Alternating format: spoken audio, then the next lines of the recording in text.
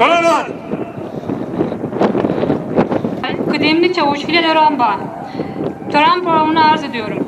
Şehirde 3. Piyade Eğitim Tugay Komutanlığı Antalya'da eğitimi tamamlayıp 3 Mart PKK terör örgütü mensuplarınca tuzaklanan EYP'nin patlaması sonucunda yaralanmış ve kaldırıldığı Siirt Devlet Hastanesi'nde tüm müdahalelere rağmen kurtarılamayarak şehit olmuştur. İl Müftüsü tarafından duanın yapılması.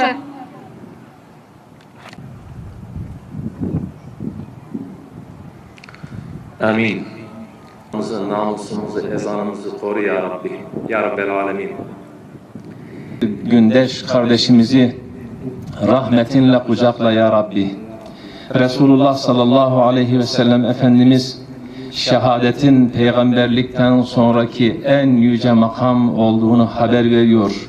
Senalar olsun ya Rabbi ki biz İslam'ın 1000 yıl boyunca milletimizin bekası, kardeşimizin ve tüm şehitlerimizin pak ruhları için bilhassa Allah rızası için El Fatiha.